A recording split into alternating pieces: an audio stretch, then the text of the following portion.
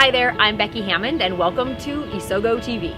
Wherever you are on your strengths journey, I want to help you. Take your greatest strengths and apply them to your everyday work and your everyday life for increased energy, decreased frustration at work and even at home. Last week, we took the cloak off of this dirty word of weakness.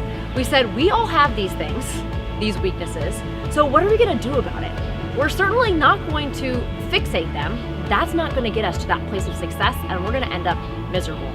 But what are some real, tangible, actionable strategies that we can use to neutralize and mitigate for those weaknesses?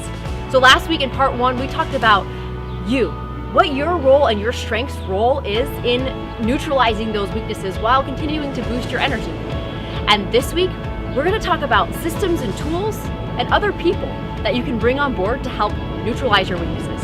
So join me for episode 44, Neutralize Your Weaknesses while boosting your energy with these 4 actionable strategies. We're gonna jump into part 2 right now.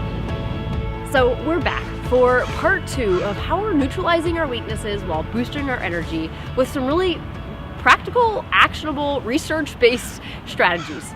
Last week in episode 41, you can check it out if you missed it, because we started with our strengths. Really, one of the best ways to neutralize our weaknesses while still maintaining our energy is to maximize our star and control the volume of our strengths. It's about us. And now today, the last 2 strategies have to do with moving beyond our strengths to systems, tools, other people that can help us neutralize those weaknesses. So the 3rd strategy is adding a system or a tool. And the 4th strategy is to intentionally build complementary partnerships. So let's start with that first strategy for today, which is actually the 3rd strategy overall. And that is to add a system or a tool into your life.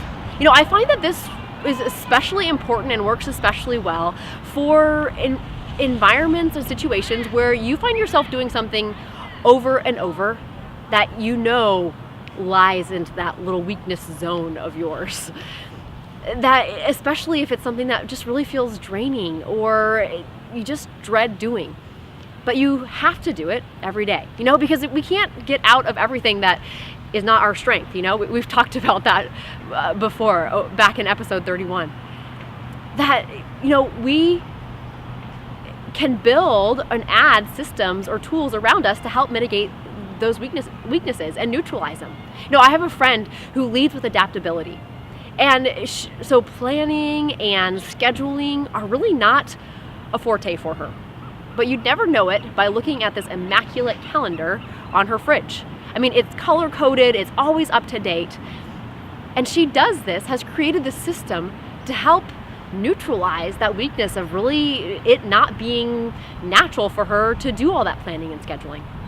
There was another group of emerging leaders out of a tech organization that I got to work with, and I got to do some one-on-one coaching with them. And one of the guys in particular was really feeling like he was struggling. And we discovered together that he has a great number of strategic thinking strengths, but it really wasn't helping him get things done. But what we realized was that, much like all of us, he had very little time in his day to think. And that for him, he was going to thrive and help neutralize the weaknesses that he was feeling just bubble up in his life by having scheduled time to think. And so he put a system into place where he literally gave himself 30 minutes a day, blocked out on his Outlook calendar to think. It's not exactly what he called it, but he called it something a little bit more under the radar, so that it could really be something that was an honored appointment for him every day. So adding a system or a tool can absolutely be an effective way to neutralize those weaknesses, those things that we have to do all the time that don't come naturally to us. And then the 4th and final strategy is to build complementary partnerships. And it's one that, especially over the last couple years, I've discovered is extremely powerful. And it really is freeing. Who is it who is for me? Who can help me? And at the same time, who can I help as well?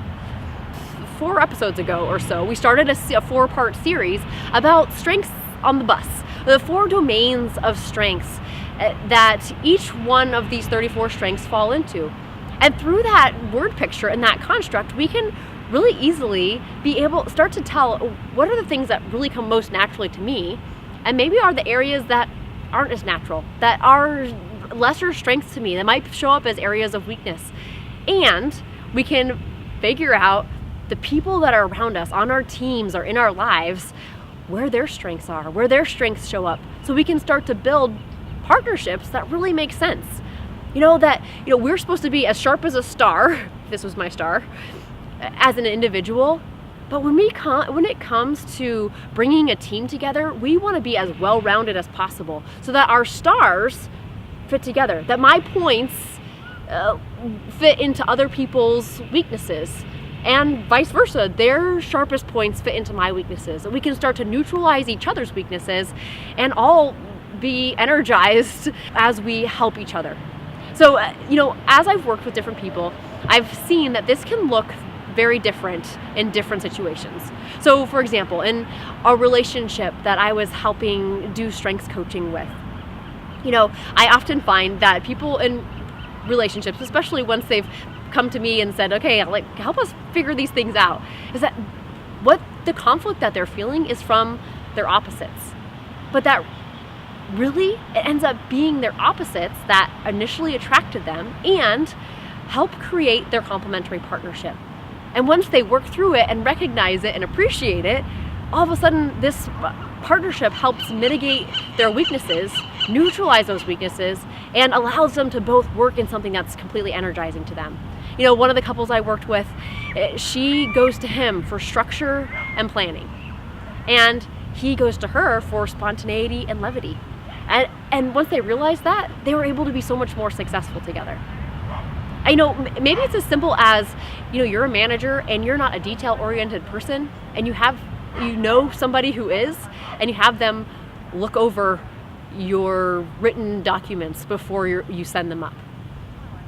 A couple weeks ago, when I was in a 2-day workshop, I had another colleague there with me, and I ended up really needing to rely on and call on her empathy strength to assess what the climate of the room was.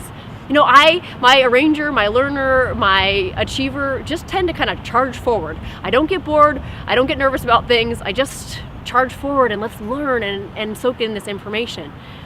But at one point she pulled me aside and just said, hey, you know what? I think that the group is pretty uneasy about this next activity that we're gonna do. And I think I would have just walked right into it.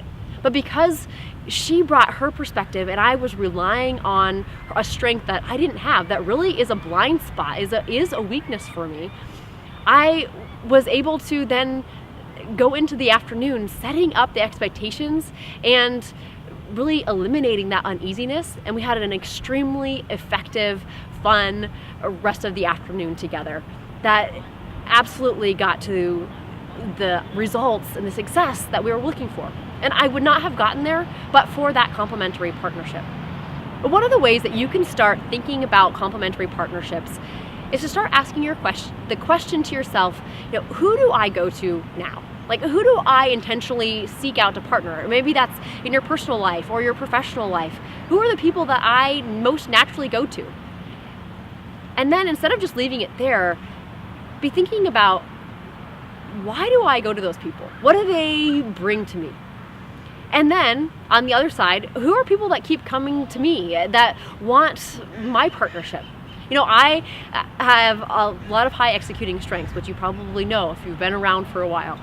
And I have kind of skirted from those a little bit in the past because they seem too administrative to me. But those exact same strengths that I have skirted from in the past are the things that people come to me for the most. They see in their star, it is administrative or executing, getting things done, organizing things. Those are their dips and their star.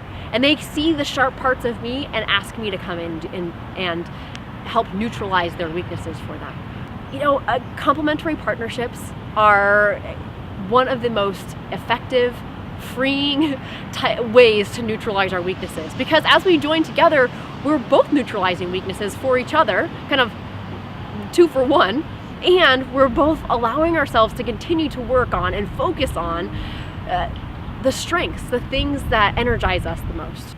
So that wraps us up to those 4 actionable strategies, last part and this part, to neutralize our weaknesses, and while still simultaneously boosting our energy. Because as we kind of bring weakness out from the dark closet and recognize it, it's not a word that needs to be whispered or is a dirty word, even in the world of strengths, that we can neutralize it, have energy, and have the success that we're looking for, even to a higher degree. So let's use this. And similarly to last week, in part 1, we're going to start off with our first step being, you have to identify what those weaknesses are. What's getting in the way of your productivity or the productivity of someone else? And then this week, step 2 is, of the last 2 actionable strategies to neutralize your weaknesses, which one of those resonated with you? Which one do you think would apply towards your weakness that you're working on, that you want to neutralize? Do you need to put a system or a tool in place? Or can you see that there are people around you that might be able to come in and help neutralize that weakness with you? This week, take a few minutes to do those 2 steps to start to neutralize your weaknesses while continuing to boost your energy all along the way. And in general, here at Isogo TV, I am really glad that you decided to tune in, and I would love for you to rate, review, and share. You rate and review over at iTunes, and that helps get the word out about this powerful strengths paradigm that really, I believe, is changing lives all around us. And then share. Share in your social media circles, or even just with the people that are literally sitting next to you, that you know could benefit from increased energy and decreased frustration at work and at home. So thanks for joining me here today, and I look forward to having you come along next week on Isogo TV.